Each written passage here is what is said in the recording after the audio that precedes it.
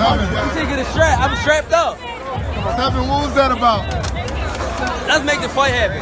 We strapped the fuck up. Yes. Welcome back to another episode of the SZN Podcast. I'm your host, Flowz. I'm your host, Kam. And make sure you check us out on all the socials, Instagram, Twitter. You can find us on everything, all streaming platforms. You know what time it is when I'm introing the pod, episode 164. We've got a special guest in the building today. A man I like to call The Voice, always gives great insights, great breakdowns. He's back again, Mr. Hayden. Welcome. Hey, thanks for having me again. It's always great to be on the show. Thank you so much for joining us, Hayden.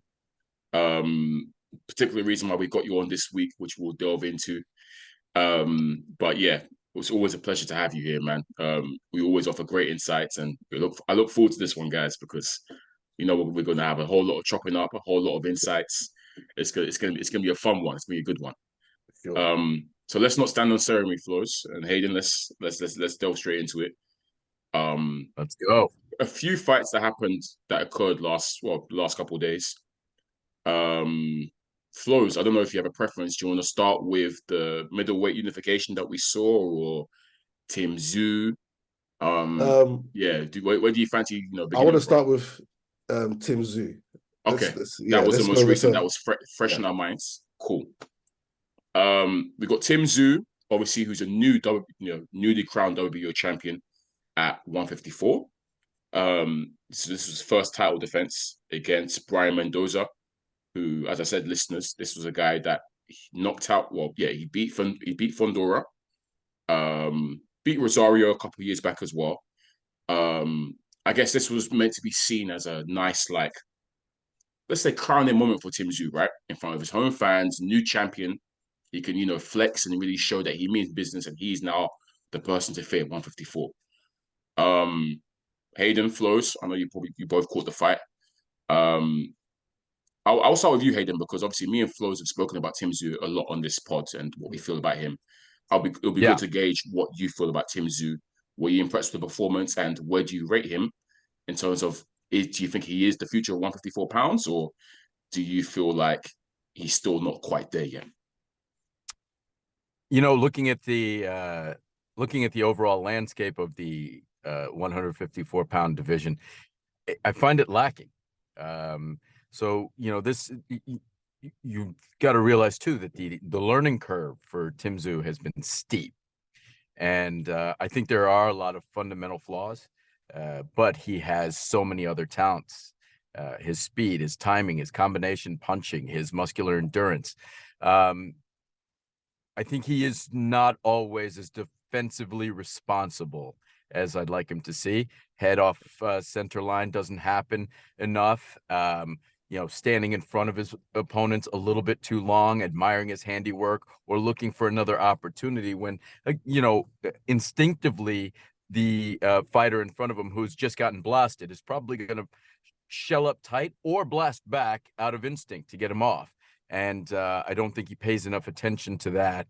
And it could get him in a little trouble. It did get him decked once, standing there and catching a straight punch down the middle that he just looked at on impact. I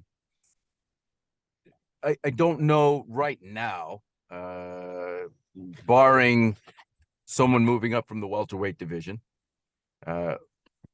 what's really that big a challenge for him. And I think he's in the right place at the right time, given his skill level and his meteoric rise.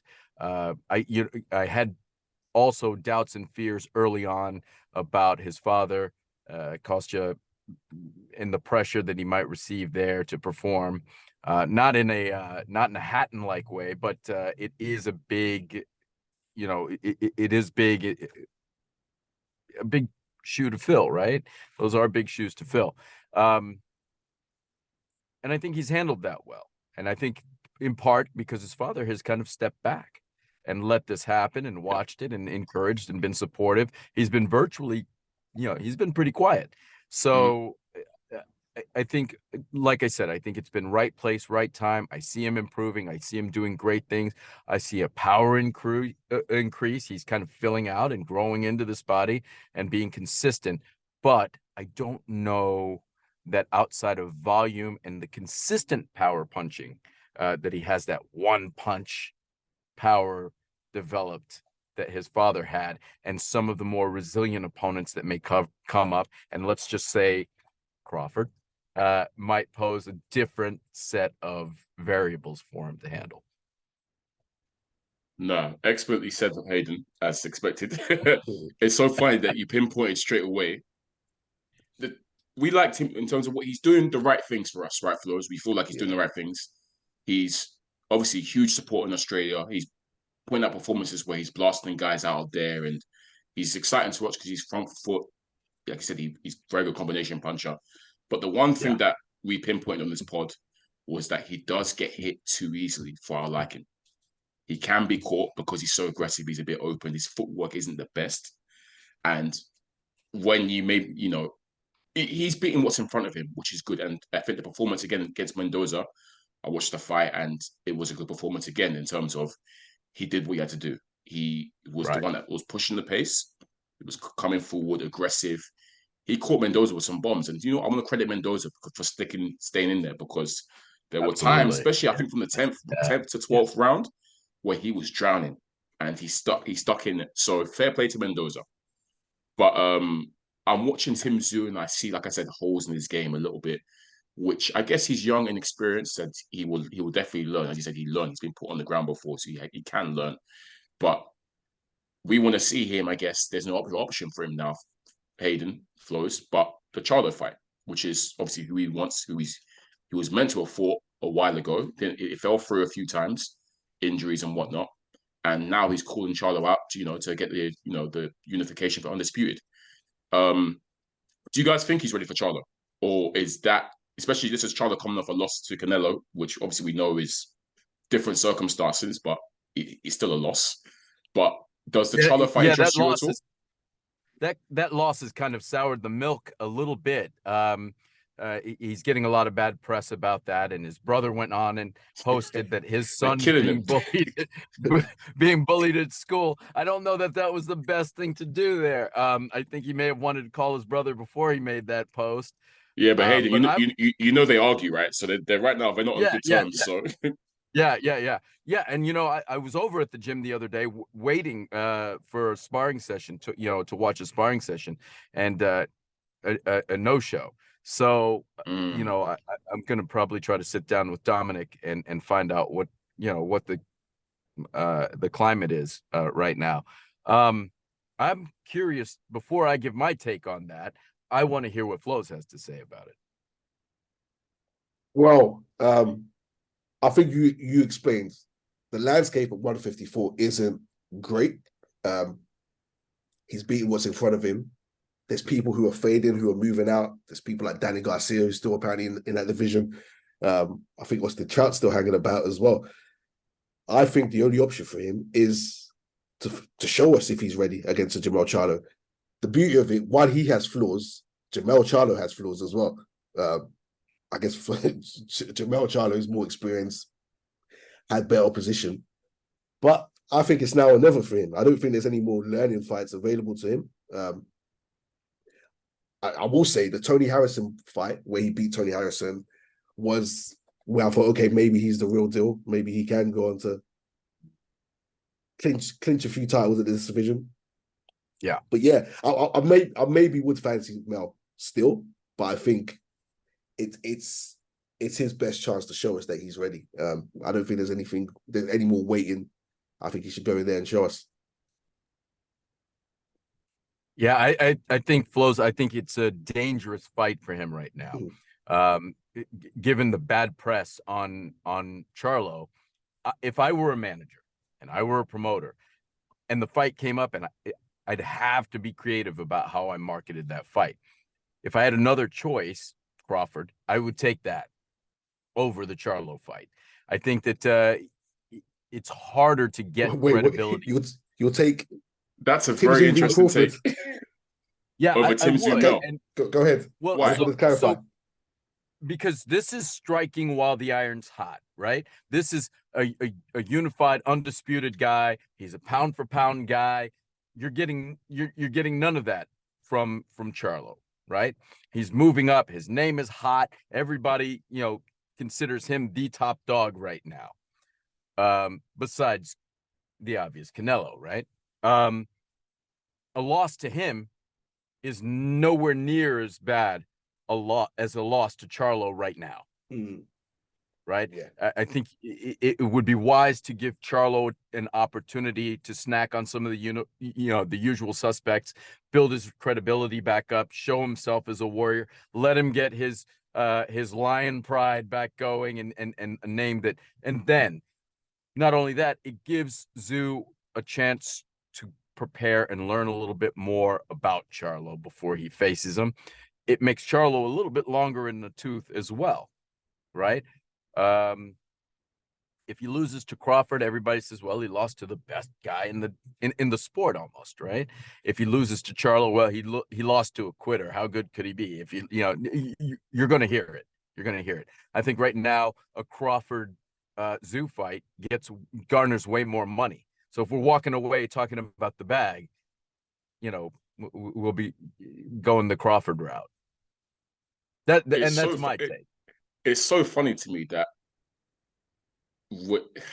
the heat Charlo has gotten from this fight is hilarious to me, because I expected him to lose that fight. And we said on this pod that no matter what he does, he can't beat Canelo. There's a skill gap that he just can't overcome. And because of his performance and a size and power gap. And the size and power, look, there's just nothing you could do to, because the way he fought, he lost. But if he was decided to be more aggressive, Canelo would just counter him and knock him out. Even worse. So that Charlo could not win that fight unless it was a lucky punch or whatever. He can't hurt Canelo. He can't walk him down. He did it for money. Won. Yes. Charlo won. He did. And we said it. We said even though he lost, he really won, because most boxing heads knew that Charlo was never going to win this fight. The casuals are there saying, "Oh yeah, he quit, he gave up, he didn't want to do it, he wasn't doing, he ran." And they pay the bills. They're the ones that pay the bills. They're the ones that show up. That's what's crazy. It's mad fact. The narrative is that Charlo was a quitter and whatnot. When we know he wasn't a quitter, he did what he could to survive. I think he did an excellent job of surviving. He did. I thought he did a wonderful job of surviving. But yeah.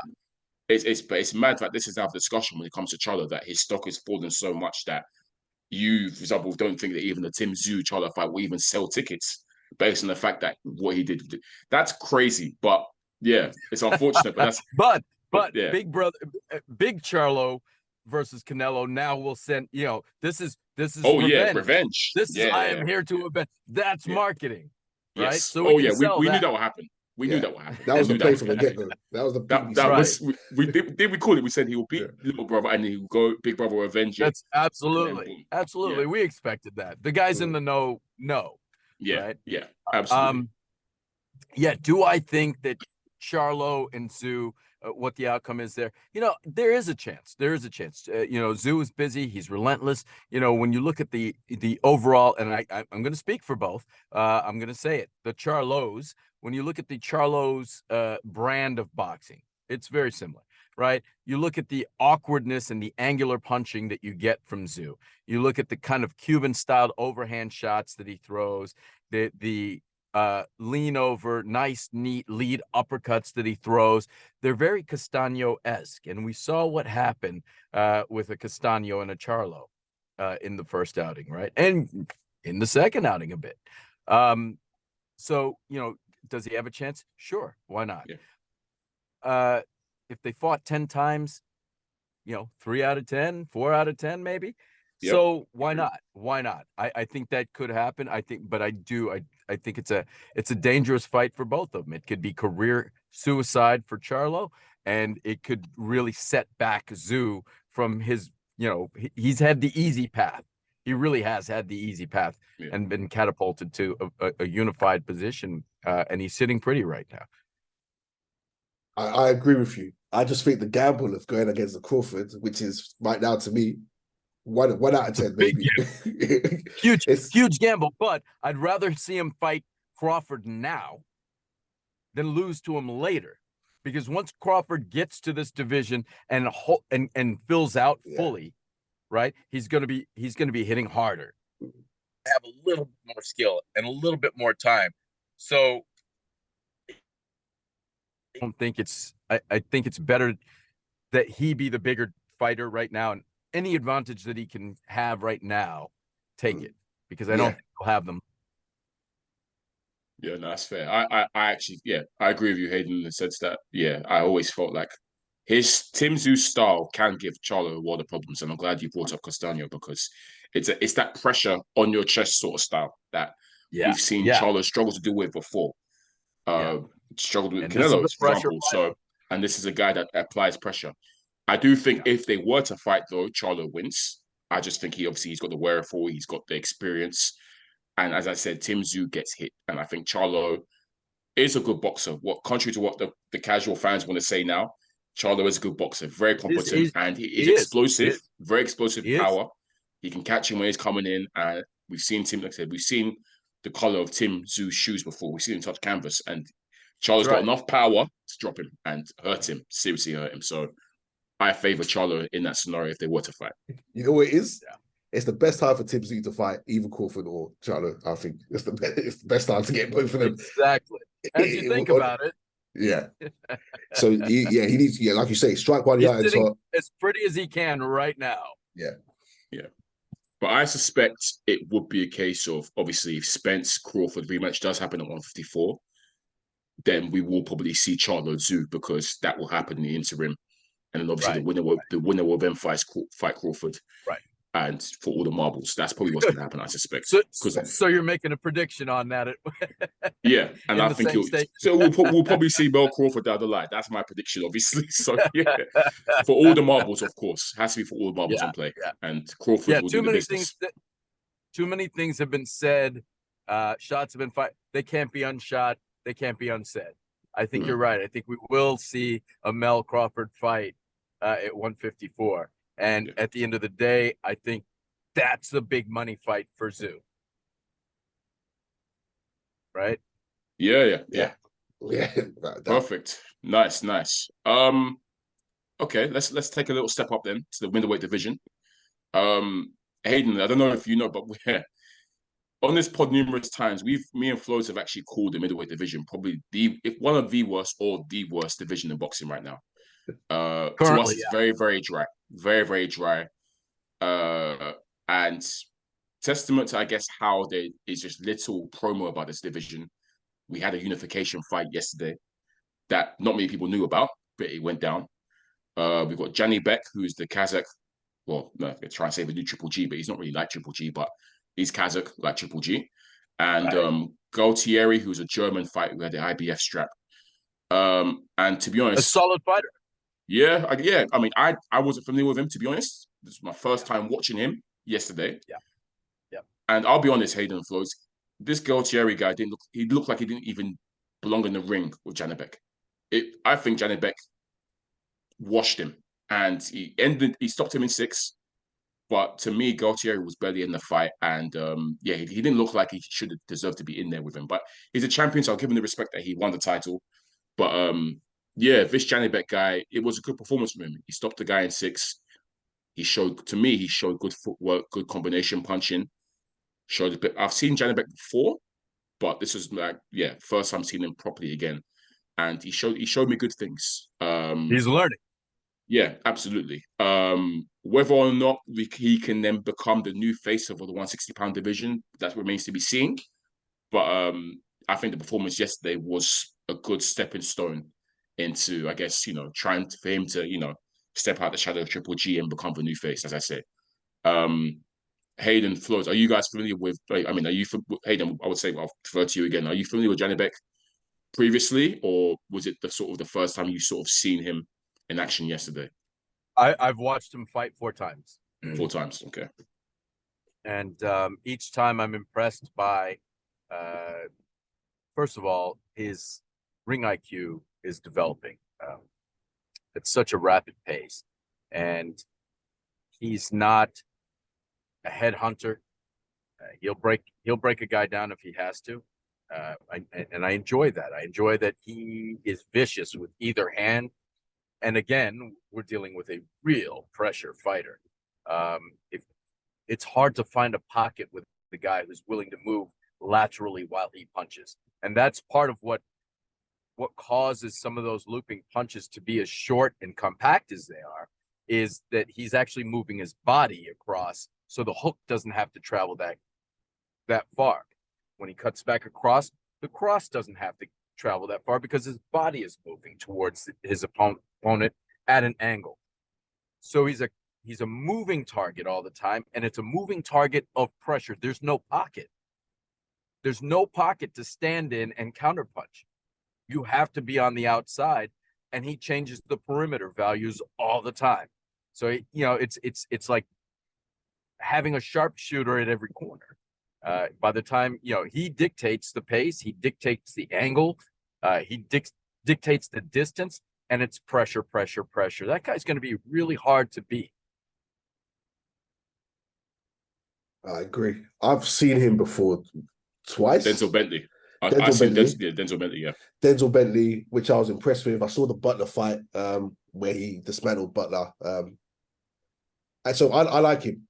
I don't like the division. 160 division is it's a trash division. The worst. But you know, it's a clean division. There's not much there. There's barely any activity from the champions. You don't really know the faces. They're not really fighting each other until now. Obviously, we've seen this unification, which surprised even us, Flowz, when we saw that it was made. We're like, wow, very surprising, because these guys don't tend to fight each other. But yeah, he's put himself in a good position to be the face, I think. I think part of the problem with this division is everyone's chasing Canelo. The factors in this division have all moved up to 168, chasing Canelo. Right. So it's a bit of a barren division. He can take over if that's what he wants. But I saw he called out Canelo after. So and you know, I think that's what he's supposed to do, just to build the hype. He's never going to get that fight. There's no way on earth he gets into the Canelo sweepstakes, which are almost over. You know, I don't know if people, you know, first of all, we've got to look. The guy's been fighting as a pro since he was 15. Right. And the kind of mileage and in training, where he trains, how he trains, and then on top of that, the kind of opponents and fights he's had. You know, we're seeing more and more and more Canelo coming from behind. This is the first time in a long time we've seen Canelo start to finish. This was a glorified sparring session for him. You know, fighting Charlo. I felt like it was. If I were training Canelo, I say, look, we're not boxing. We're just going to go out there and work on walking a guy down, cutting off the angles, and bombing away. Don't even worry about jabbing your way to him. Right? Just follow him, cut him off, punch him. You know, and he barely broke a sweat. He didn't look like he'd been in a fight. And it's the first time we've seen that in a while. He's come from behind with plan. He's come from behind, just everyone, right? So the mileage on him is great. And we have to consider that he can't do this for much longer. He's also looking for his biggest paydays before he gets out. So, you know, I don't think that comes from Janibek, especially since his last name is Alphabet. You know, it's not a fan-friendly. He has a fan-friendly style, but certainly not a marketing name, right? And you know, we have to look at that. What's a big money fight for Canelo? Benavidez. I mean, that's the biggest. Yeah, I don't think it's Munguia. I don't think it's Morel. We'll talk about Munguia. We'll talk about him. I don't even think it's a rematch with Bivol. I think Bivol. No, we don't want him to fight Bivol again because he loses every time. Right. Every single time. That's you know, some of that is about the size, and some of that is about the technical skills. I just 10 out of 10. I don't think he can beat Bivol. I don't think he beats anyone in that division in the top 5. You know, I don't see where he has anywhere to go all roads to me at this point, all roads lead to Benavidez. Yeah. And Benavidez is there. He's ready for it. He wants it. We've been, yeah. I mean, he's earned it now in our eyes. So Definitely. Well, it's going to happen. It's a 3-fight deal PBC. Benavidez, we pulled it straight away. Benavidez will probably be the second or third one. So, and that's what's going to happen. So, but back to Janibek. If I look at the other champions at 160, obviously you've got the ghost of Jamal Charlo still there somehow, still champion. Never stripped, never mandated, but yeah, that's another conversation in itself. Yeah, the inactivity and maintenance of titles is ridiculous these days. I don't get how we're getting. Well, I mean, it's Hayden. It seems to be certain sanctioning bodies are the ones that are pushing it, and other governing bodies are protecting their fighters. So right, yeah. And Charlo seems to be protected. If we're keeping it a buck, how he hasn't been mandated or stripped after all this time, after all this inactivity is insane to me. But Charlo money is being protected. It's always about the money with these guys. I mean, it's no surprise to me that I've been saying that Mauricio Soliman and Al Heyman are buddy. So Charlo being a PBC fighter, right? I'm 2+, 1 + 1 is 2, I right? Still yet to figure out what a franchise belt is. I haven't. I asked Mr. Suleiman in person. Oh, did you? He just kind of chuckled at me. So you're joking. He looked at me and laughed, and he was like, he put up a finger, and he just kind of, Wow. So I was like, all right, yeah. So wow. The other champion is Erizlandi Lara as well. He's still going. He's still in the division. For you, Hayden, if again, I'm not expecting anything to happen because again, these guys don't tend to fight each other. But if Janibek was to unify against one of these guys, Lara or Charlo, do you fancy his chances against any of these guys? I think I think Lara has some spark in him. I just don't think he has the wheels anymore. I think he doesn't. He's got mileage. A win over Cornflake Lamana is not I think he's a better promoter than he is a fighter at this point. I love Lara. I thought he was a brilliant fighter. I thought amazing fighter. I thought he beat Canelo. I had him beating Canelo. I had him winning Canelo, winning that fight with Canelo. I think he did. He threw enough, landed enough. I thought he controlled the pace of the fight, the ring generalship, his mastery of defense, slipping punches, killing the angles that Canelo was, coming at. I thought it was beautiful stuff to watch and a blueprint for beating Canelo that no one else has been able to duplicate. Right? Yep. So at this point, I think Janibek's too much. The kind of pressure he's going to put on, I think 6-8 rounds of beautiful Lara, in spurts, is what we're going to see. But he's going to succumb. I just don't see it. Charlo, again, I just don't. The Charlo style is good against straight ahead, face first punchers. Right, it's good against lateral movers, but it's not good against a pressure fighter, an angular fighter who's just going to keep moving and punch in volume with power. It's not designed for that. They're not always apt to bend their legs and move their heads. For them it's waiting and timing and they're very accurate. They're fast and speedy, and they've learned to time punches and counter punch well. They've learned to shell up. They've learned to use their legs to get them out of trouble. But this guy makes the ring really small. Janibek makes that ring really small. Interesting. He gets to the angles first. Yeah. Look, how old is Lara now? Lara's about 40 something. I think he's. Yeah. And what was the last time? I think he's. He's 40. I just checked. He's 40. Last time he fought Flowz was last year in May. Gary O'Sullivan. Yeah, Sullivan. Okay. Yeah. He's on his last legs, Lara. He beat Sullivan, didn't he? But yeah, at this stage, I don't think we'll see the best Lara is far gone. I'm not even going to talk about Janibek and Charlo fight because that won't happen. Charlo won't fight Janibek. Not that he's scared, but it's the PBC game plan. They keep it in-house for one. And that's the only good thing about the 160-pound division is there's nothing else going on, so there's really nowhere to hide.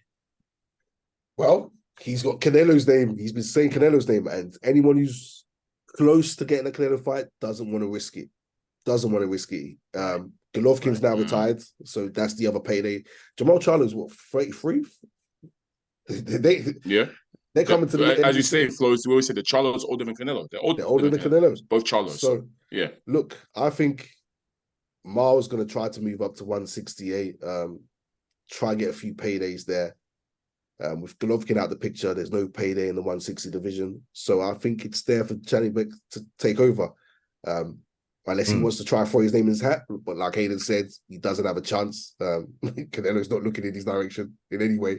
Jaime Munguia's run up to 168. Chris Eubank Jr. wants to fight Conor Ben. I was going to say, Flowz, Jaime Munguia is probably the one who I feel should be the face of the 160-pound division. But as you know, Flowz, this guy's on rubbish. He's not trying to fight anyone. He's been mandated a couple of times to fight for titles. He's turned it down. We like him. He's a good fighter, but yeah, we don't really know what Golden Boy and his plan is because he doesn't seem to want belts. He's calling out Canelo's name and whatnot. So yeah, I don't know for Jaime Munguia. I really don't. You know, that's really interesting too. That's been in the back of my head because when you look at the marketing strategy behind Oscar De La Hoya and his career, it was about getting all the belts, moving up, getting all the belts, moving up, right? Pound for pound, he was top of the list, right? Roy, him, you know, and it seems to be that's the opposite approach for Munguia. And Oscar's at the helm of that ship right now. So I'm really kind of confused at what the strategy for moving Munguia is. Are they just trying to wait people out and catch them late and finish them off? Or, you know, I don't know. Yeah. It's one step forward, two steps back. That's his career at the minute. Yeah. As soon as you start to get a little excited about Munguia, they put him on ice. Yeah. And it just baffles me. Yeah. Agreed, man.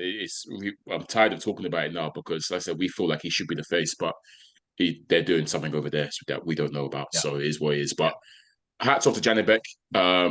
Yeah, I mean, just to make the division exciting again, I hope he does go on to unify with whoever, whether it's Charlo or Lara. Charlo's probably unlikely, but you know, if he can become undisputed middleweight champion, that'd be good for, I guess, for division and him. And, you know, if Canelo is still knocking around that time, then maybe he might be able to get Canelo a fight if he comes undisputed. But yeah, probably unlikely. But very good fighter from what I can see. And I look forward to seeing more of him because, this is like the second time I've seen him. So, yeah, he did well. Quickly touch upon the undercard, guys. There's a fighter that's worth talking about that me and Flowz are big fans of, Keyshawn Davis. He was also on the undercard, one of the best up-and-coming 135-pounders out there today. He fought, his opponent was called Nahir Albright. It's interesting because I saw the preamble, because Keyshawn's very entertaining, and he really knows how to sell a fight. He can talk, and he goes at his opponent and whatnot, and he was talking very smoky before the fight in terms of what he's going to do to Albright, how he's going to knock him out and whatnot. But it's fair to say, guys, I think this Albright gave Keyshawn a much tougher fight than I guess people would have anticipated, to be honest. It was harder work in there for Keyshawn. Even though he did get the win, I think he was good value for the win. I guess a bit of a wake-up call that, you know, it's not always going to go his way. You know, he can talk about knocking guys out and whatnot, but some of these guys are also very talented and he's got to stay switched on at all times. Because there were a few times when he got cracked by this Albright guy. Like, he got really cracked and he got a bit sloppy from time to time. So I think he deservedly won the fight, and I had him ahead on the scorecards. But it's not always going to go his way. But Hayden, are you a fan of Keyshawn Davis? Do you like what he brings to the table right now? I like what he brings to the table. So one of the reasons, I was a little bit delayed in getting on. there earlier I was actually embroiled in a debate with a boxing group about Keyshawn Davis's fight, and then all of a sudden, one of the Loma haters jumps in and, oh, you guys just you're mad, because they're promoting him to the front of the line, and it's not like they're trying to skip him like they did Loma. And that one got me here. So I had to say, okay, timeout. I'm pulling the card on this play. Look, Keyshawn Davis is not Loma. Not yet. Maybe that'll come later. I don't see it. Loma's a different animal. And I said, stop. How many gold medals in anything did Keyshawn Davis have? Don't call Loma the biggest hype job in the world. And here you are ready to pop off about how great Keyshawn Davis is. I love Keyshawn Davis. I think fundamentally he's sound, but he lapses. He has lapses in defense. He has lapses in offensive, combination punching. He's looking for one shot. He's a little bit overconfident in some areas. Those things you earn over time. What did he have? 93 amateur fights. Loma had how many? 396. 300 or something like that. Yeah. Right. Yeah. And won how many of those? How many gold medals in how many things? He lost once, right? So you're paying your dues because you're a professional amateur in your country versus here in this country, you're an amateur, then you're a pro. Big difference. The hype starts, and that's another thing. I'm going to say it for your friends on for your people on that side of the pond, is that you have a more sophisticated palate when it comes to the taste for boxing because you take time to develop that culinary expertise in the amateurs. You know who your star amateurs are. You follow your amateurs. You support your amateurs. You watch the developmental process. They don't do that here in the United States. So casuals here are super casual because it's not until they've been signed by a major label, a major promotional company that's going to promote them because they've got an Olympic medal and they've already developed some level of star quality, right? So when it comes to that kind of comparison, it's apples to oranges because Loma was exciting in the amateurs. We could see it already. We could already see that the minute he he stepped on the professional stage, he was going to accomplish big things. He earned it. He gold medaled in everything. Twice. Right? So here he is. And he lived up to it. To call him a hype job, here he is, how many years later, how many fights later, and he's still being competitive enough to whine and cry about being robbed against the top guys. Right? I've never seen a chat room that says Devin Haney definitively won and across the board, right? So here we are with Keyshawn Davis, and the expectations for promotion are a little bit high. I think he still has some things to work out. I think it was a great learning experience. He needed this kind of adversity. You can't give a guy like Keyshawn Davis, you see it in his personality already. When you see that overconfidence and you see those defensive lapses and you see that people aren't making him pay for the real estate that he's trying to earn in the ring, right? He's just trying to take this real estate, not walking him behind jabs, not stepping off, not building circular movement into he's coming straight at some of these guys. I think a fight like this is a bit humbling. And it was beautiful because it was after all of that kind of talk. He wanted the smoke. I'm taking him out. I'm knocking him out. Yep. And it wasn't anything at all like that. I think people are being a little hard on him, saying it was a mediocre performance. I don't think it was mediocre. I think it was just he contested at a higher skill of opposition than he was prepared for. He came out victorious, decidedly so. And now, hopefully, his ego's in check. He can learn from it and become the fighter that we expect him to be, not that we already are giving him accolades for being. Hayden, I'm going to tell you straight up now. 100%. I'm going to tell you now, his ego's remaining the same. In fact, he's probably going to talk even more. Just from what we've been following Keyshawn, and his personality is very larger than life, right, Flowz? And I think this guy, I'm worried about that. he'll be talking to heavens. Honestly, he'll be talking. So even though you might call it a humbling experience, next fight you'll be talking again, 100%. And he's got a little Adrian Broner on their shoulder. A little bit. I think it's more like I think he understands what it takes to promote a fight. I guess he understands the businesses of it in terms of he can draw up some interest by talking smack and by going at opponents and whatnot, calling people out. He's called out a UK 140-pounder Adam Azeez just the other day randomly. I don't know where it came from, but he called him out. So I think he's just doing that. He knows to drum up interest on his name and whatnot. He's got to talk, and I think it comes naturally to him. And for me, it's simple. I just want him to carry on doing the talking in the ring as well. And I do think there's potential there. I do see talent in him, but he's not the finished article by any means. No way. No. That's why the people he's been calling out. I'm thinking to myself, bro, slow down. You're 10-0. You've had 10 fights. You're not ready yet. Take it easy. Take the steps to build, and then we can then see you against, let's say, the Haneys, for example.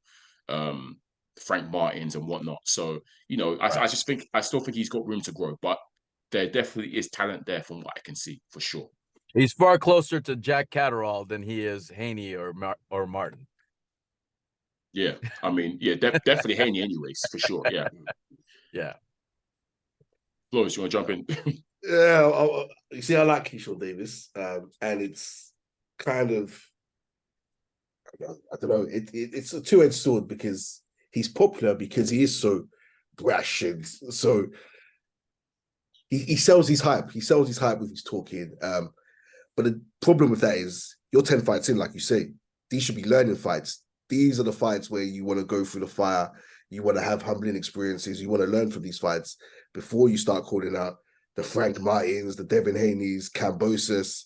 He's already got too many names he's chasing where he should be focused on learning the pro game, finding his rhythm, building his hype with his performances, not so much his talk.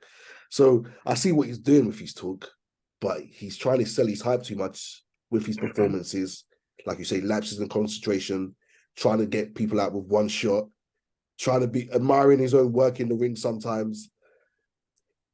I do hope his next performance, because he's been active, which is the good thing. He's been active this year. His next performance, he thinks, okay, let me tone it back. Let me give a clinic this performance. Work on honestly, keep doing the basics is the best, is the main thing. Yeah. Keep doing the basics, and then you'll start to build that experience, and then you can start saying these names like saying Adam Azeez, Floyd Schofield. He's going to have a back and forth with. He has back and forth with everyone from 135 to 140. Everyone, literally everyone. Yeah.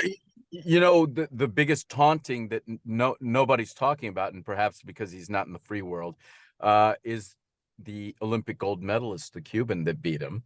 He rattles him. He rattles him. Yes. Because every time Cruz gets mentioned, Keyshawn can't resist. He gets upset. He gets upset. So yeah. So I think that's a problem for him too. He's got to learn to take that with a grain of salt. Those are two different worlds at this point for him, and he needs to put that amateur career behind him. He'll probably never face Cruz again unless Cruz somehow defects, and so just deal with what's in front of you. Sorry, Hayden. Just to say, Cruz has defected. Cruz has turned pro now. He's with Matchroom. Has he? Yeah, he's with Eddie Hearn, and he fought for like a interim-ish belt in his debut. Yeah, he's had his debut. Yeah, he's had his debut. How did I miss that? He put in a clinic as well. He looks very, very good. Yeah. Recent. Okay, so the debut was in July, and he won the international lightweight belt with that debut. Yeah. Wow. Okay, so what weight? Lightweight. So he came in at 135. Okay, so that does change things a little bit. Keyshawn Davis, better watch out. Look over your shoulder a little bit. Whew. Okay. Yeah. But look, it makes the landscape a lot better. I don't know how I missed all of that.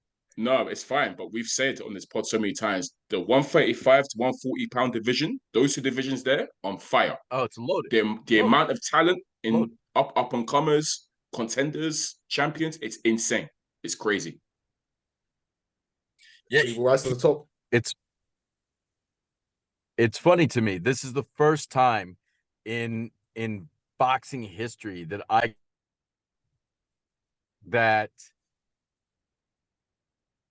135 may end up a threat at 147. Yeah. And we're seeing that happen over and over again.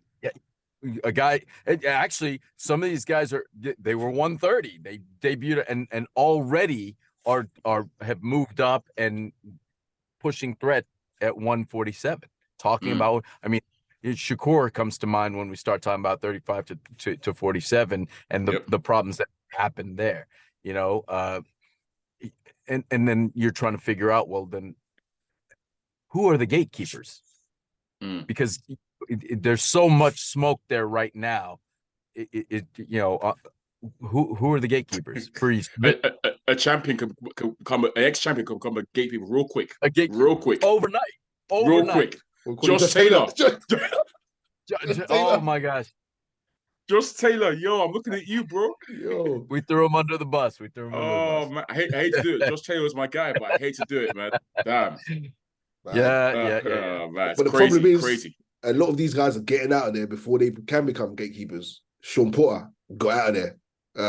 What's his name? Guy that Sandor Martin beat. Mikey Garcia. Garcia. Yeah. He's not got that. So that's and you know that's my guy. I love Sandor Martin. I just feel like he got a raw deal in the division. But you know, he's very good, man. Yeah, he has got a raw deal in the division. He's excellent.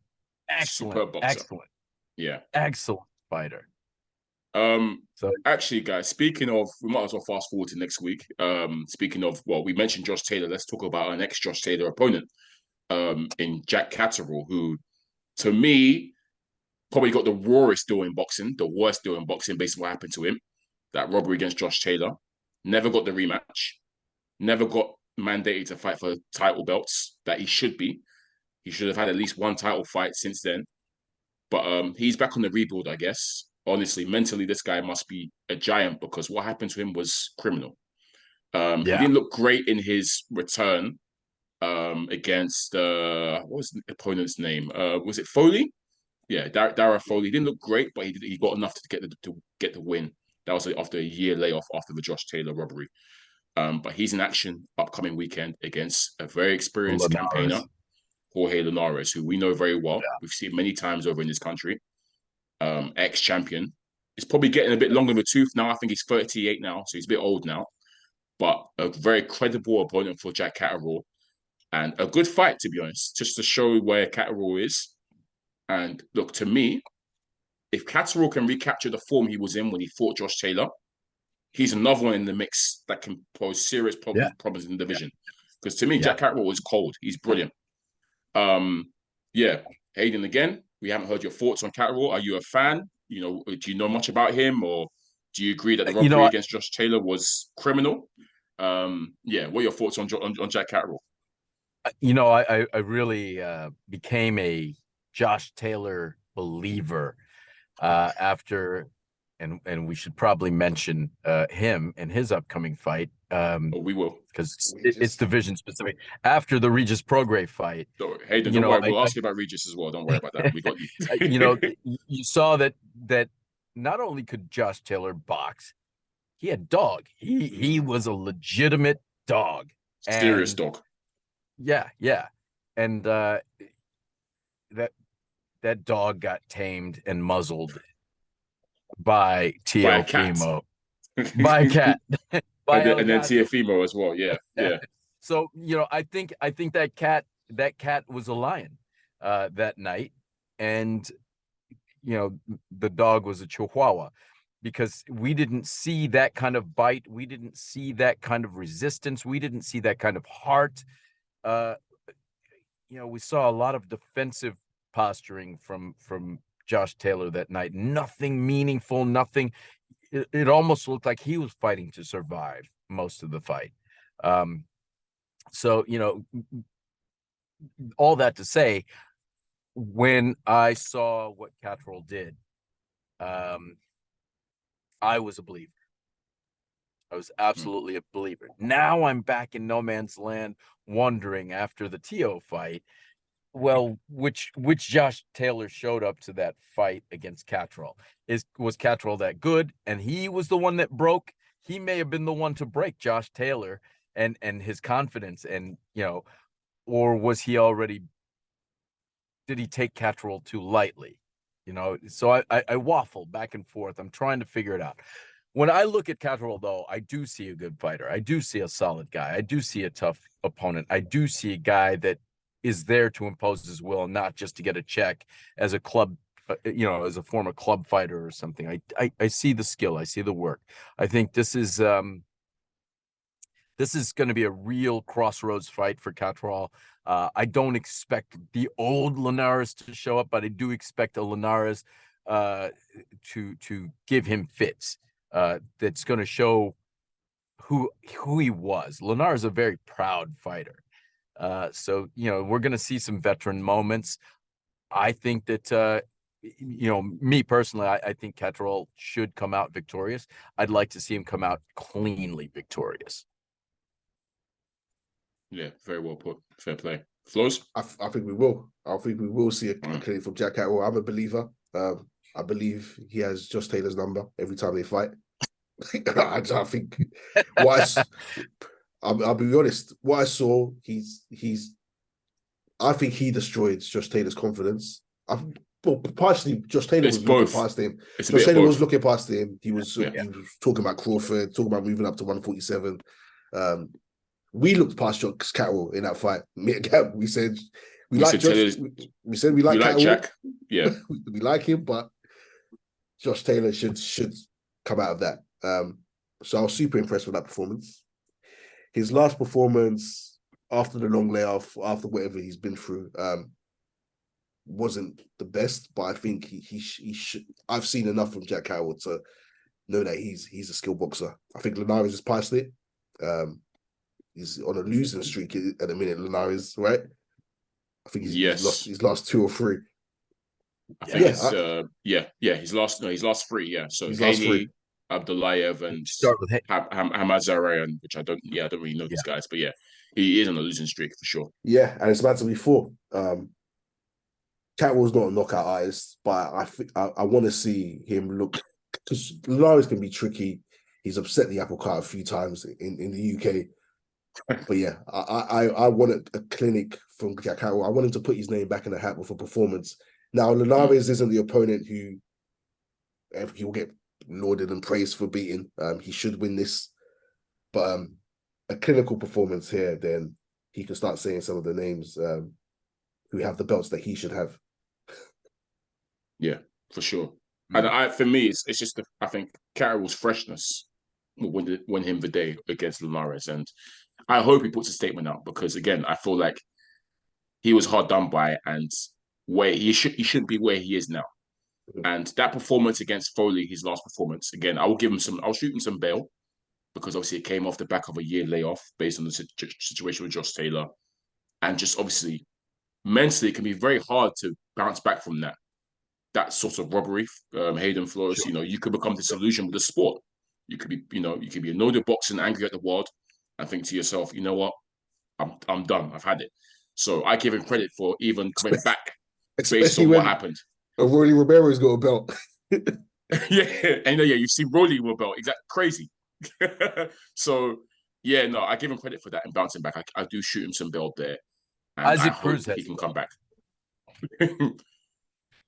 Rolly has a belt. Isaac Cruz has a belt. Wait, which belt is that? No, Cruz hasn't got a world title though. He maybe a regular belt, but not the. No, he's got some kind of weird belt. Yeah, as well. We don't count those, Hayden. We don't count those. World titles only. I don't know how they're promoting Isaac Cruz so hard. We say it every Flowz. I mean, Hayden, say it every single week that why are they trying to make Isaac Cruz into a killer? They really are. They really are. They're every conversation they're inserting him. They'll say Haney, Pitbull Cruz. Yeah, forcing him down. And even Cruz bought into it. Cruz has become pathological because he's saying that people are trying to make a name off of him. He told Ryan Garcia that Ryan Garcia is trying to, make a name off of him. Yeah. Honestly, we don't understand the Cruz hype. He's not that. He's not him. He's not that good. But they keep trying to force him into conversations. He's not bad, but the level of he's hype a punching bag. He's a tough little guy. He's rugged. He's dirty. But and there's nothing wrong with that. That's the level. Nothing special, though. You know what? He's great for boxing because he's the perfect villain to be. Mm. He's the perfect. He's short and ugly and durable and dirty. Perfect villain to be. Yeah, well, we know why they promoted him so hard. Tank beat him, so yeah. So anyone tank beats is suddenly a tough opponent. But yeah, right. One hand, okay. apparently. Yeah. But so okay, I guess we're all in agreement that we feel that Jack Catterall should, put on a good performance Absolutely and bounce back. He should. And he reinsert his name. This. Yeah. And put himself back in conversations with the rest of the 140 pounders as someone that is a contender, which is, as you know, full of killers, division full of killers. So absolutely. I think, and I don't know if it's because you are more polite on that side of the world. You use a statement like put himself back in conversation. I have to say that based on how his career's gone and what's happened to him, I think he needs to kick in the door and serve notice. Trying to get back in conversation. I think Catterall needs to take a page out of the Keyshawn Davis book. Yeah, and really talk himself up. It's true, actually, to be honest, because he's not really a talker, is he? He's quiet. No. Yeah. He's laid back, chilled. He's got to kick in the door on this, punctuate it, and then at the end of it, stand on the middle rope, pound his chest, and serve notice, stare down the camera, and call people out. Yeah. Mm. Tell them you guys have done me wrong. I'm here. I just showed you. I did to this guy what nobody else has really been able to do. Linares has lost. He lost to Haney, but what do we say about that fight? What do people most remember about that? Yeah. The Matador. and then what else do we remember about that? What was happening in the locker room after? What did the microphones pick up? Haney questioning. Hardest. He's the hardest puncher. How's my power? Right. Well, what do you think? Yeah. What? Yeah. So and even against Loma, great performance against Loma. Dropped Loma. He decked Loma. Decked him. Yep. Linares is a very good look. He's old now, but in his career, very, very good champion. Very, very good fighter. At one point, a sharp puncher. Still dangerous. Yeah. Absolutely. So Catterall needs to really make a statement here and just drive the point home that I was done dirty and I'm not going away quietly. Fair. Jack, if you listen to this pod, you've been told. Beat your chest, bro. Let these guys know still. Yeah. Cool. That's right. Hayden, Flowz. Let's get to it. This is the main reason as to why we wanted Hayden on this week. Oh, yes. It's Joshua Buatsi fight week. Hayden has been very vocal to us in terms of just him being a fan of Buatsi, a believer in Joshua Buatsi. So I'm looking forward to having this conversation here. He's up against Azeez. It's a domestic dust-up. Two of the best domestic lightweights in the country. I mean, we've been saying, Flowz, that, the UK light heavyweight scene is superb. There's a lot of top quality light heavyweights in the UK. And if not for those two Russians, we probably have some UK champions, if not for those two guys. It's unfortunate those two Russians are around, but yeah, it still hasn't stopped us from having great super fights here in the UK between the light heavies. Where do I start with this one, Flowz? Look, I'm going to come out and say it, man. Look, you see me, Flowz, you know me. I speak my mind. I am worried for Joshua Buatsi in this fight. I am super worried. In fact, I'm gonna tell you it straight, guys. I have Azeez beating Joshua Buatsi, and I'm basing this off the fact that I'm going off Joshua Buatsi because me too, Hayden. I am a believer of Buatsi, and I'm a fan of Buatsi.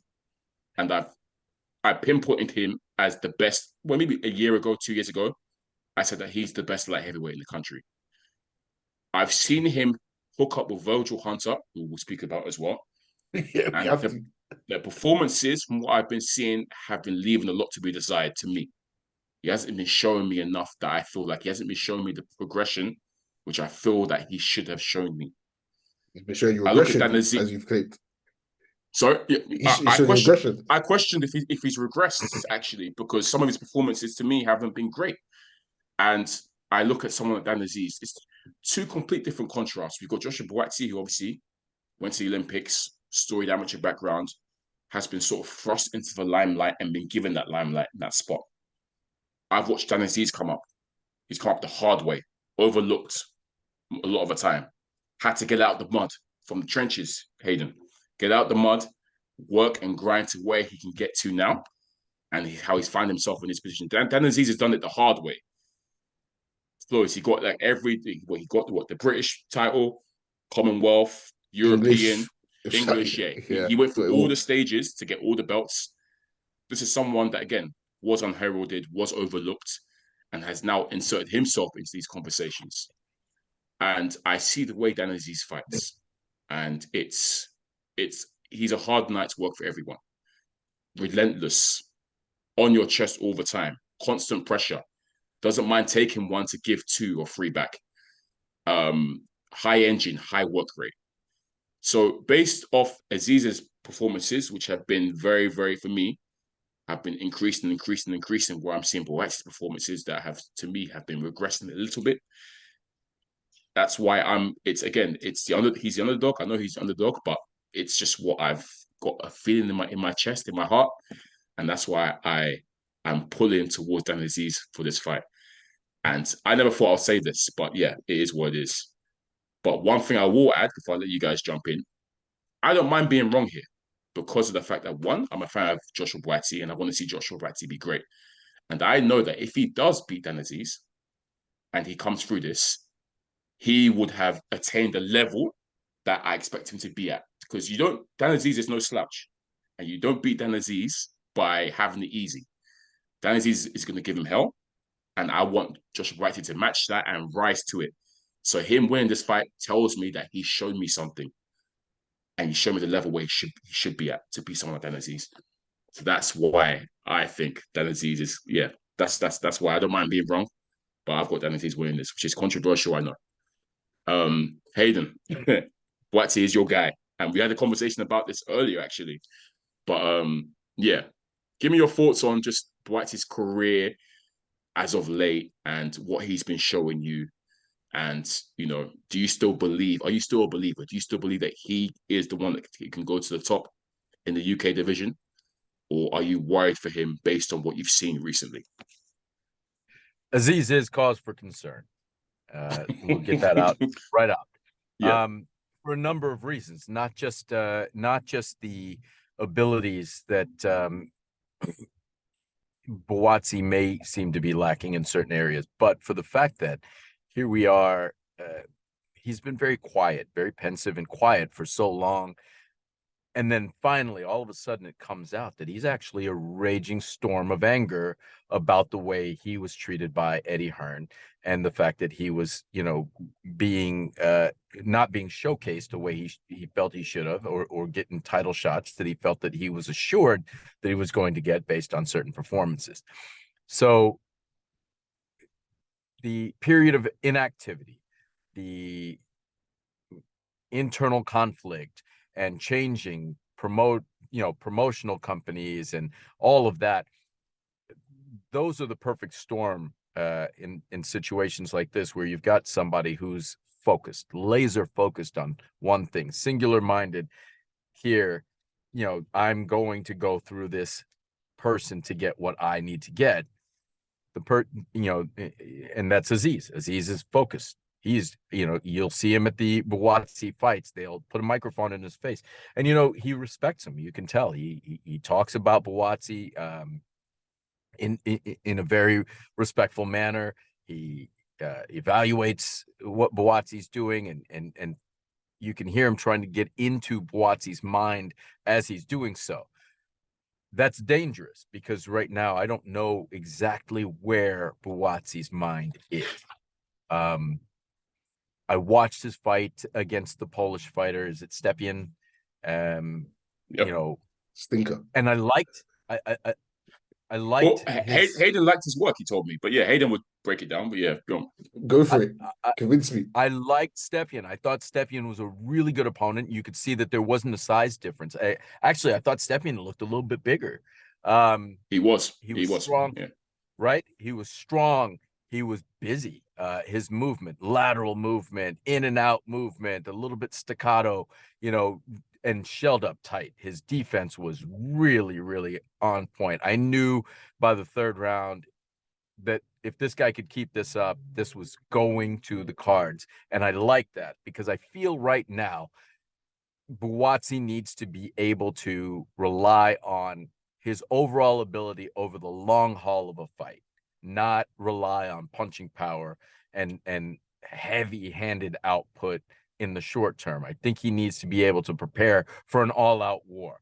I think there were some harrowing moments in the Spider Richards fight where I thought he's gassed, and Spider looks like he's fresh enough to finish this thing.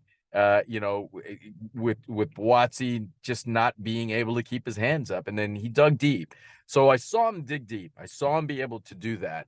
I like the fact that I said this earlier before we got on cast, that I like the fact that we're not at a 90 some odd percentile or 80 some odd percentile knockout percentage for Buatsi any longer. We're here where he's getting away from that. I'm going to rely on my punching power. Now he's going to have to be able to ration out that power and balance it out. If you look, he's developed an excellent jab, an absolutely excellent jab. I like that he's bending his legs a little bit more now. He still looks a little bit stiff. His head doesn't come off center line as much as I like. It's either before he punches or after, when someone's punching at him, but he should learn to do that during. So I think he's got a little bit, he's got some defensive lapses, but I don't think he's being defensively irresponsible. I'd like to see him move his feet a little bit better. It was really hard for him to cut off the ring on this last fighter. But when I look at it, Azeez is a pressure fighter. He's very aggressive. And that's the other side of the coin, is he may actually be tailor-made for Buatsi in that respect. Agreed. You mentioned the very point of Azeez, and I agree with you 100%. He doesn't mind taking it to give it. This guy's going to walk in there and he's going to want to take two to get the one he wants. The problem is taking two from Buatsi is not the same as taking two from any other fighter he's ever. You don't want to take those two from Buatsi to get your one, because you'll find yourself blinking up on the canvas tomorrow and wondering what happened, right? Yeah, that's a fair point. Yeah, it's a very, what fight, and I'm going to ask you a question. What fight do you think Azeez has taken to prepare him for the kind of power and the boxing ability that Buatsi has? It's a huge step up. No, it's not Rocky Right? Fielding. Yeah, this is Azeez's no Rocky Fielding. acid test as well. 100%. This is definitely his. Right. This is absolutely his Everest right now. Yeah, for sure. Right. So when we look at it from that perspective, we know Beterbiev, we know Bivol, those are the top of the division. If either one of those guys weren't there, Spider Richards, I believe, would be in one of those slots. When we look at who's left, it's in the preparation. I say this over and over again. It's in the preparation. Who does Dan Azeez get to prepare him in his camp for sparring, right? To mimic or to get him accustomed to Joshua Buatsi? Where do you go? What's that guy? As in someone he can fight as an interim. Well, the guy I have in mind, I actually have ahead of Buatsi in the UK heavyweight rankings, and To me, I Yeah. have at the moment I have Anthony Yard as probably the best UK light heavyweight for me at the moment. And do you think So Azeez got Anthony Yard? I don't know. I don't think he has. No, not at all. So I'm saying there isn't He can't anyone I could afford say that. he can fight. There's no one I could say he can fight. No, not really. I mean, that Yeah, will there's no one you present. can spar with. Yeah, there's no one could spar. There's no one could prepare. No, there's no preparation fight. Even if you go, even if you go to the cruiserweight division to get a little bit more power, he still isn't going to have the speed and timing that Buatsi has, right? Who do you call up? You know, who do you get from there? So where do you get that kind of preparation for this kind of fight? Well, they've sparred each other. So that they know each other very, very well. Yeah. So that's the only thing is he's got to lean on what Buatsi used to do when he sparred. But my question to you is, Hayden, you say Buatsi used to do, but are you adamant that Buatsi, because I question whether he's regressed or not. Do you believe that Buatsi has shown enough progression for you from, especially since shacking up with Virgil Hunter? I don't think he's shown enough. I do think he's shown it, but the learning curve has been very slow. And I think the last time we talked about Joshua Buatsi, I said I felt that it was time for him to find someone else. I think he needs he needs more than Virgil has been able to show him. I think you're just seeing it, the progression versus opponent advancement, that it's just that gap is getting closer and closer and closer, right? Hayden, are you a fan of Virgil in terms of his work? Because obviously we've questioned his resume. No. We thought like he struck gold of Andre Ward, but since then it's been a bit. And that was more of Ward's IQ and abilities than it was Virgil Hunter's tutelage, right? Yes, I say this all the time. Really think that I feel Andre Ward was a very adaptable fighter in the ring. He figured a lot of things out, and I think that Virgil was able to give him the confidence to go ahead and do it. But I don't think I don't think it was taught. I think those were tools that were already in the box, and he was able to select them. He was more of like a father figure, right, to Dre, as in just just arm around the shoulder. Like I won't write him off as Derek James. Shots fired.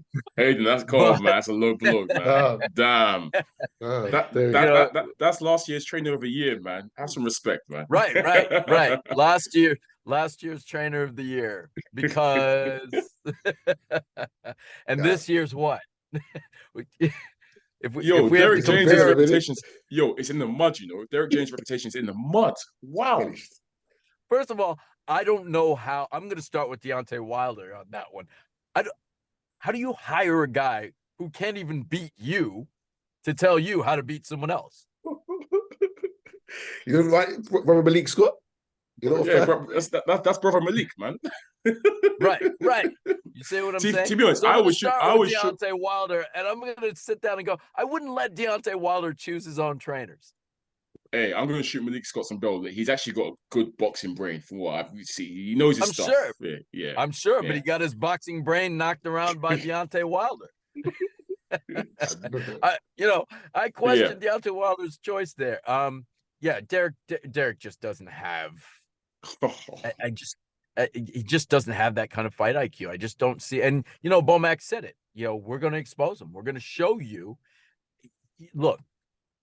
Are you surprised that Spence lost that fight? Were you surprised? The way he lost, yes.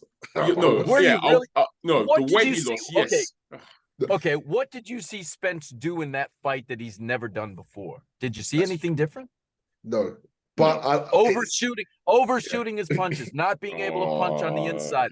Hayden, you're going to break my heart, man. You're going to break my heart. I said right when the fight started, I said, I'll tell you, I looked at my friend, I said, I'm going to tell you right now how this fight's going to go. Let's see when the bell rings, how long he can keep his feet in position. If we see him start to splay out and get a wider stance, and he did. The guy looked like Barishnikov doing the splits after a while.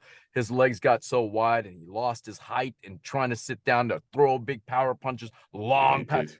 You're not going to do that to Crawford. You're not going to be able to line him up for those fights. He just didn't know how to make the adjustment for the distance that Crawford was able to close. And I said, the fight's over. 30 seconds into the fight, he was already doing it. I said, the fight is over. And and what's he going to be able to do? If they haven't seen that in all this time, it's going to be a repeat. I don't care if they fought this at 154, 160. It doesn't matter how many times they fight it. It's going to be the same result. It's not that Spence is a terrible fighter. It's that Spence is not that great. Let's bring it back to Dan though. Flowz, I just want to hear your thoughts on the Buatsi Azeez fight because you haven't. Okay. I took you off course there. So it's all right. It's all right. Both of you put in some good points. One of my big things with Buatsi is the inactivity in comparison to Dan Azeez's activity. We've known about Buatsi for a long time before he turned pro. He's been a name on our radar. Dan Azeez came on my radar when he won the English title against Andre Sterling. A few years ago, and since then he's fought 2-3 times a year. I think he's probably fought double the amount of times since then than Joshua Buatsi. I believe Joshua Buatsi should win, but I feel Dan Azeez has some confidence because they know each other. They've sparred a million times. He knows what he needs to do. The reason why I think Joshua Buatsi wins, Dan Azeez relies on winning this war of attrition where he drains the opposition fighter of confidence because they're hitting him and he's just coming forward. He takes it and he's smiling. He's saying, he smiles at them and then he starts jabbing their face off again. They land a clean shot. He smiles. He says, nice one. And he just keeps relentless pressure and they just break down. They eventually crumble. You are not going to have Joshua Buatsi crumbling when he's landing these shots. You're not going to be, I don't think you're going to be smiling once he's landing these shots. I'll be so honest. I don't think, if he does it to Joshua Buatsi, then he's a different animal. If he could take Joshua Buatsi's power and smile and go, nice one, and then start out jabbing Buatsi and breaking him down, pressuring him, then that is a big problem for every fighter. Now I do think Buatsi is going to go through hell that fight. I don't think it's going to be easy. I think he needs to. He needs to go through hell because we want to see him be great. But the problem is, let's go back to the Stepien fight. I remember saying to you, I'm tired of giving credit to Joshua Buatsi's opponents. I'm tired of saying, because I didn't know Stepien before this. It's the same with Kalic, Bolotniks I was familiar with. But every time he fights these fighters, I'm like, this fight is really good. They're showing me some great stuff. They're displaying attributes that I like. I'm saying, this is a good competitive fight. At this stage, it shouldn't be for Buatsi anymore. He should be, I guess that's credit to the level of opposition he's fighting, but every single time, Kalic, never heard of him, unknown quantity, Kalic gives him hell. Stepien, while Stepien wasn't hurting him, Stepien was unloading on him at points, was looking good in portions. And I said, I'm tired of seeing these fighters I don't know look impressive against you. I'm tired of having to give credit to your opponents. They were really good. Stepien was really good. Stepien's a problem for most of the guys in the division. He really would be a problem. He's such a mobile fighter. And how many times did you hear them say, "Oh man, he's just tucked up so well"? And then, but credit to Buatsi. Okay, I can't get it down the middle, and was able to go around the elbows and really get to Stepien's body quite often. Yeah, he did. Right, and it forced. You could see him now. You saw a new wrinkle in Joshua Buatsi, who wasn't used to bending his legs, coming off center, reaching around the guard to hit a guy. He's straight on, blasting through the guard, and he couldn't get through it. So he finally said he'd go around it, and he really did. He was able to get that done. I don't think that he's been trained in a way that it forces him to think. I don't think his sparring partners over time. Now, Dan Azeez is another beast, right? And I wonder, off of what Flowz was just saying, as I sat there listening to him and thinking about it, we know they were sparring partners for so often, right, in the past. I wonder if the punch resilience that Azeez has is because of sparring with Joshua Buatsi.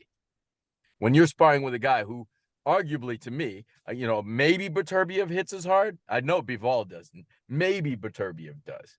When you're sparring with a guy that hits as hard as he does, right, as accurately as he does, and you get rocked, and you build up sort of a nervous callus, a sort of tolerance, right, that other guys comparatively won't be able to trigger. So I wonder if that's where that comes from, and if that's the confidence he's had. But then you wonder, okay, but does it stop there? Is that power that Buatsi has the pinnacle? Is there a psychological advantage there that Buatsi has because, by most accounts, he got the better of sparring, usually, right? Or has Azeez finally gotten up to that level and felt like, okay, I've got a skill and my confidence?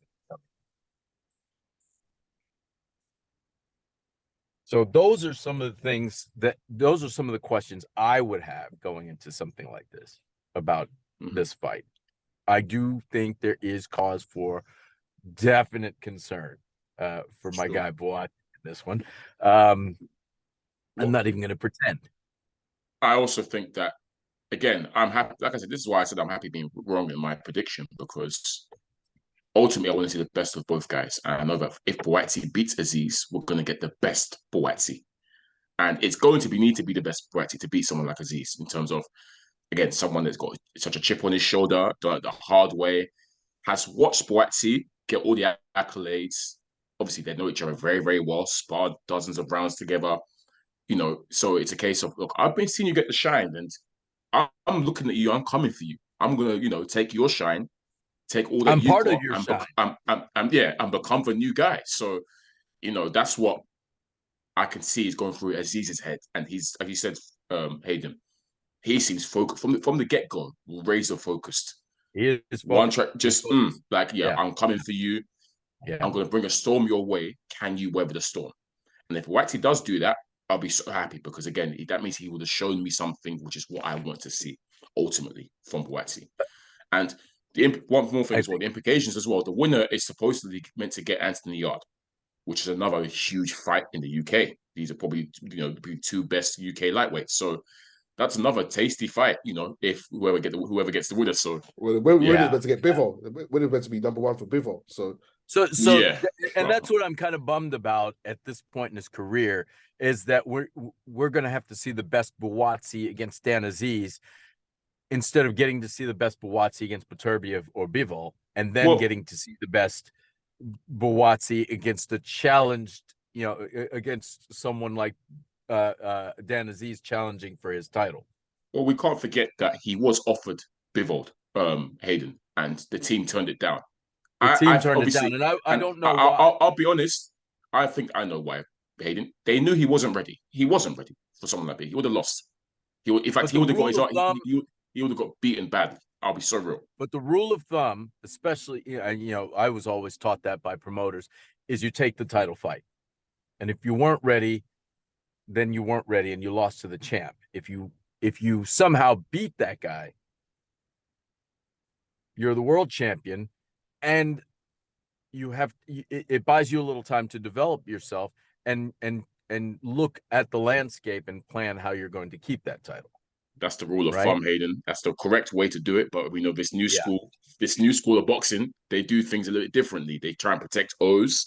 They try and build their fighters up and whatnot. So to be fair to Buatsi, if he decided to face Bivol, then he would have had to stay with Matchroom. I think that's what he insinuated. That may be a part of that as well. Yeah, that was the reason. So because he was really disenchanted. I was absolutely surprised to hear him say those things about Eddie Hearn, because he's usually generally pretty reserved. Yeah, in that respect, and I couldn't believe how disgruntled he sounded. He sounded about that. So, that could have been part of it as well. And I know Eddie Hearn had promised him a lot of things, and honestly, we shouldn't be talking about a Buatsi who has fought in relative obscurity. only on streaming platforms and things like that. Not a single pay-per-view anything. He's just, and here he is, really, in the grand scheme of everything. If Dan Azeez wins, who the heck is Joshua Buatsi to the boxing world? They will call him a hype train. Someone that had all the hype and the train. You know who will call him a hype train? People over there. Yeah. Over here? Yeah. When I see Joshua Buatsi, nobody knows him over here. No one knows him. Yeah. They already called him a hype train over here. That's when he started. It's true. It's almost as bad as if I said Otto Wallen. Your guy. Had to get that in. Of course. Nah, it's interesting because me and Flowz actually go into the fight next week. We'll be there front and center. Looking forward to it. Hopefully it'll be a banger. It has to be. Yeah, I think it will be exciting because as you said, they're both exciting fighters and whatnot. And like I said, it has big implications for both of them. I think they could, but if whoever loses can come again. It's not over for whoever loses. Yeah. But you realize that Buatsi's not getting any younger. Yeah. At this point. Yeah. They're both not getting younger. Azeez is what, 33, right, Flowz? Azeez he's not young. So it's kind of 33? Like a Azeez is older than Buatsi. He looks young. He looks young, but he's Yeah, I thought he was younger for some reason. No, he's about 33. So he himself as well knows that this is like he's got to take these chances. They both have to take these chances for sure. It's now or never. Yeah. Okay, so we're all in agreement as well that we feel like Buatsi should change trainers as well. Just want to ask you, Hayden, who would you like to see him with if you had to give a recommendation? Who would I like to see him with? Bomac wouldn't be a bad trainer for him. Yeah, well, everyone wants to run to Bomac now, obviously. Right. We saw what he did with Eubank Jr. It factor. Yeah, I think he has the it factor. Of course. Bomac would take and do right. And honestly, again, the small incremental changes we're seeing with Buatsi, I think anything that Bomac does is a drastic change at that point. Yeah. Right. Yeah. So, I think that at this point in his career, for him to get a drastic result, he's going to have to make a drastic change. Look, Bomac had Chris Eubank Jr. looking like a competent boxer. So I know he can work. I know he can do miracles with anyone. So yeah, because Eubank Jr. doesn't listen. So for him to do that to you, it won't be a miracle with Buatsi. It won't be a miracle because he's good. We can see. Yeah. I won't relegate Virgil Hunter to being Roy Jones as a trainer either. I think that he needs someone that understands that, first of all, he has a mastery of the fundamentals. I think to a flaw, almost in an Anthony Joshua sort of way. Yeah, we've mentioned this. It's too amateur-esque sometimes in terms of I know exactly what you mean. Robotic. Right. So that it becomes predictable. Yes. Right? And not super creative. Yeah. So he's got to learn to color outside of the lines a little bit. Yeah. And I think that somebody like Bomac can teach him that. Yeah. Very good point. Nice. I hope to see it one day. We will be in for a special fighter if it does happen. So, yeah. Oh man, this has been great. It's been a wonderful episode, right, Flowz? We do have to round up in a bit, but before we go, Hayden, I have to ask you because we have to. A big up and coming fight in the 140-pound division. Your guy Regis Prograis. I mean, you've been very vocal how close you are to the camp and how close you are to Regis. Boy, obviously you're a boxing savant, so you know boxing, and I'm sure you know that the opponent that he's got coming up, Devin Haney, he's that guy. At the moment, he's that guy. I want to know your thoughts on that fight. How do you think Regis will fare? Predictions, everything. Talk to me about that fight, Hayden. Do you believe Regis can do it? I think he can. I absolutely believe that Regis has not slowed down. There are a lot of people that feel like he has. Look, he hasn't taken any, aside from Josh Taylor, what abuse has he really taken in his career, right? Regis is he is a big puncher with either hand. I mean, huge Ivan puncher. Redkach. Yeah, look at what happened with Ivan Redkach. That fight didn't last 2 seconds. The guy's got a broken rib. Understand this. A lot of people, and it's tough in this sport because to the casuals that pay the bills, you're as good as your last performance. Last fight. Yeah. I believe Regis lost that fight to Zerillo. But and he did admit getting dropped in that fight. They didn't call it him, but he got dropped. We know he got dropped. But here's the thing. Devin Haney has shown issues with fighting southpaws. And he doesn't have the pound for pound punching power that it takes to keep a guy like Regis Prograis honest or off of him. Should he get in trouble? Yeah. Right? Regis is a hunter stalker. He's going to come after you, and he's got the power he comes in behind heavy artillery. We saw, and I'm going to go way back to Yoriokas Gamboa. We saw a chinny old washed up Yoriokas Gamboa look like a cobra bag in there, but would not get knocked out. He couldn't stop him. He didn't even drop him. And I said, Gamboa is notoriously chinny, right, Flowz? And Haney couldn't even drop him. I mean, he's getting hit, and he's swaying like a cobra bag, and you can't get rid of him. So what do you have in the bag that's going to stop a guy with a granite chin like Regis? That your style is peck and move and peck and jab and peck and stick and peck, and that's not enough for Regis. Okay, Zerillo is mobile and awkward and long and deceptively powerful, and Regis couldn't get to him because he's following him in a defensive circle. I'm sorry, you're not Zerillo. I'll tell you what, Zerillo beats Devin Haney to me. What? Absolutely. If the Zerillo that showed up that night, I think Zerillo is very underrated. He's very, don't get me wrong. underrated. Zerillo is definitely underrated, and he showed what he's about. But I'm not going to go as far as to say that I think he beats Devin Haney. And I will say this, I will challenge this, though, Hayden. You say, what does Haney have? Cool, he might not have the power. I agree with you. He won't be able to keep Regis off him. But he does have the boxing ability and skills to fight at range and put on the boxing clinic. And although he's not as awkward as Zerillo, as we saw, Zerillo is a damn good boxer from what I could see from that fight against me. He could box very, very well. Definitely. Haney is an elite boxer. And again, it's you weigh up, right? Can he keep him off him? He can't. But would he be able to outbox Regis? I believe he can. And I think Regis is a good boxer as well, a very good boxer. Yes. But it's just I agree. When it comes to a technical elite level, Haney is one of the best. And I agree. It's Wembley. I agree. However, here's what makes Haney elite. He's fundamentally sound. He has consistent punching power, not exceptional, consistent. Mm-hmm. He's accurate. He's got good eyes. So he does everything well, which he's got size as well. If I add as well, he's naturally quite but big. But Regis is really the bigger fighter here. Regis is the more dense fighter.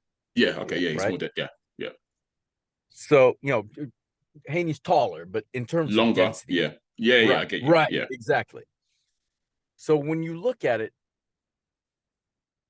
Devin Haney's superpower is being good in all areas, right? And that's what makes him elite, because you don't find fighters as complete as Devin Haney all the way around. The problem with that is if you don't have a superpower, super punching power, super chin, super resilience, right? Super IQ, something that's outstanding, that can be your kryptonite. And I think that the punching power that Regis has, the resilience that Regis has, and the relentless nature of that Rougarou mentality is going, at the end of the day, for a guy who's going to ask you in the locker room after, hey, what did you think of my punching power? I think it's going to overcome that mentality. I think it's just too much. I think it's the kind of pressure that breaks that pipe. I don't think Devin Haney's superpower is that special in any one place. I think he's overall very good, but I don't think he has the greatness of any one of those things to be the deciding factor. If he had exceptional punching power and Regis knew, oh my gosh, that hurt, I could be decked, he would have a puncher's chance. If he had a super high IQ, super high ring IQ, he would know he could outmaneuver Regis, and Regis wouldn't be able to hit him flat. He doesn't have that. He gets hit. Linares rocked him. He's been hit by so many guys that don't hit as hard as Regis, that aren't as big as Regis, that aren't as busy as Regis, that aren't as accurate as Regis, right? Regis will walk through some of these punches, and he's shown some issues with southpaw fighters, right? I believe when he first gets cracked by Regis and hurt, he's going to revert to what he normally does. And that's going to be peck, peck, peck, punch, peck, peck, peck, hold. Regis's arms are short, and if you reach out to hold him, he's punching under and around that, he's not the kind of guy that's going to hold. Zerillo held, but he held and turned. He held at length. He held a lot, but he also pushed Regis down in areas. These aren't things that Devin Haney's ever done. It's funny because that peck, peck, peck, punch, peck, peck, peck, hold that you described, that's how I expect Hayden to fight this fight anyways. That's what I expected. That's what I think he will do. And I think he wins that way if he does it that way, because obviously I don't think he can go toe-to-toe with Regis. No way. Regis bangs hard. So that's how he I expect him to do it. Yeah. That's how he has to do it.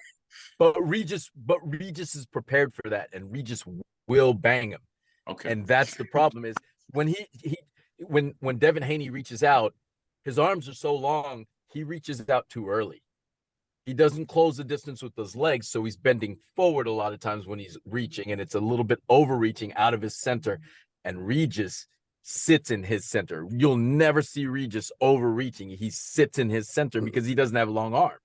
Okay. So that can be problematic. Flowz? Oh, man. I have to credit Devin Haney. I think moving up and fighting Rougarou straight away is it's crazy. It's borderline crazy. There's a lot easier picks in that division to move up to fight. And I don't think he's faced a monster like Regis. Well, he hasn't. It's the truth. He hasn't. He simply hasn't. Not monster puncher, no. Yeah, he's going from fighting a Loma to Regis. Regis can punch. We've seen him wobbled, like Haney said. We've seen him hurt.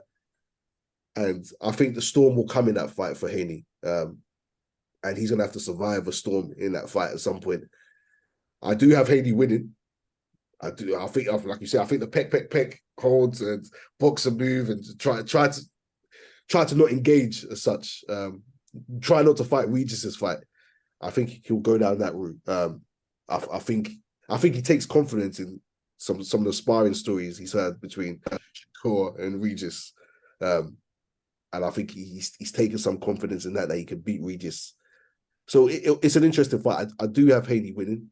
I think Haney's the real deal. But yeah, I think this will be his toughest fight without a shadow of doubt. I don't think Loma. Sure. I don't think Loma is. Actually, Hayden, just out of interest, did you have Haney beating Loma, or did you have Loma winning that fight? I had Loma winning that fight. Ooh. Yeah, same. Yeah, same. So me too. I did have him winning that fight. And it was a close fight. It was a close fight. I had, there were some swing rounds there. There were some rounds where I thought that could have gone either way. I wouldn't have been mad with a draw. I didn't agree with the scorecards at all, but I did have Loma winning the fight. And, now when I go back and I watch it and I break it down round by round, and I look at some of the genius things that Loma did in slow motion, You know, I really, and also I watched that fight with no volume. I watched that fight sitting down with Rocky Juarez, and Rocky Juarez and I, you know, he has a boxing gym here in Houston. We went out to a place, a sports bar, and you know, they just had it. It was the only screen. It was the biggest screen in the place, but it was the only screen showing the fight. Everything else was showing some other sport. So we sat down, and he thought that Devin Haney was going to win that fight. I said, you know, it's a good chance that Haney wins this fight, but I would like to see Loma give it one last hurrah. You know, I really feel like a lot of times people aren't giving him his just deserves at this stage in the game, fighting at this level. I don't think he got it against Tszyu, and I said, yeah, I'd like to see him go out really on top. But as we got into this fight, by the time we got to round 7, Rocky looked at me, he goes, Haney needs a knockout to win this fight for sure. I said the same thing in the final. Yeah, I looked at him and I nodded my head. I was actually surprised that it was going the way I thought. You know, just watching it, no commentary, and seeing what we were seeing, 2 fighters talking about it, who had kind of expected Haney to win. We both were in agreement that at that point he was in deep a little bit. And, you know, it wasn't like, you know, it was so one-sided, but some of the close rounds, we still lean towards Loma, and they add up to he needs a knockout to win after the 7th round.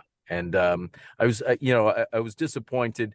I'm sure Loma was, because, you know, he really, if go back and watch that fight and look at some of the, just break down some of the things that he didn't, especially in the middle rounds, you know, manipulating Haney's position, moving him around and landing certain punches.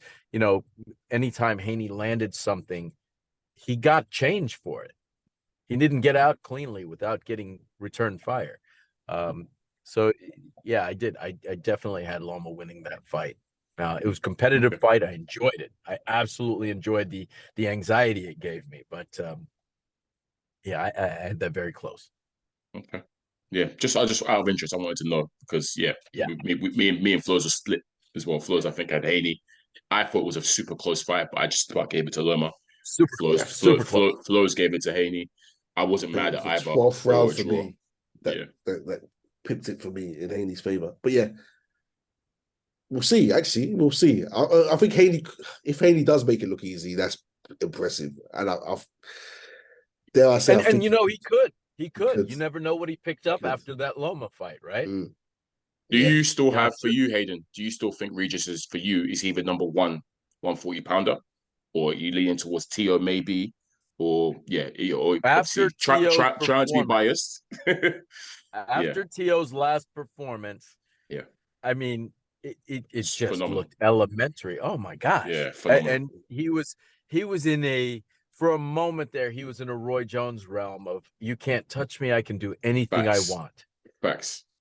I can do anything I want to you, you know, and it just, that was his swan song for sure. And I don't know where that had been prior. Again, maybe it came after he fought Loma. And that's what I mean. Is this the Loma effect all over again? And if, you know, if we see Haney go in there and it's just elementary and he just picks him apart and does his thing easily, then maybe that's what I'll refer to it as, the Loma effect from now on. You know, I think the thing with Tszyu is Loma, he's from fighter. I think the thing with Tszyu is he has to be up for the fight. You know, when it's an opponent that he can overlook or he's not focused for, we can see what he does. He doesn't turn up. But if it's a big opponent, someone that, you know, that he might be the underdog for, that's when we see the real Teofimo Lopez. So yeah, he needs the big fights for sure. Because I couldn't see Kambosos. I can't see that Kambosos has anything that special that would give Loma that kind of trouble. I'm sad that that's the fight on the table right now for Loma. Yeah. You know, because Kambosos, okay, if we're looking for gatekeepers, I've been saying it. I'm going to say that guy. Yeah. You know. Yeah. So to go from the Kambosos debacle to where he performed that night against Taylor, honestly, he was in the Matrix. Yeah. And that to me is kind of the Loma effect. Yeah, that's a fair point. We can literally do this all day, but we do have to round up, unfortunately. Gotcha, I'll tell you what, we have to, Flowz, we do have to get Hayden back, maybe for the review pod of the Haney camp, the post fight for the Haney, the Haney Prograis fight, the post fight. We've got to get Hayden back for that for sure. Be interested to see the aftermath on that one. But yeah, man, this again, Hayden, thank you for joining us. It's been superb again. Thanks for having me. This has been a pleasure. Honestly, it's been great talking to you. We look forward to having you again. But yeah, Flowz, let's round up. This has been episode 164 of the SZN Podcast. I'm your boy Kam. I'm your boy Flowz.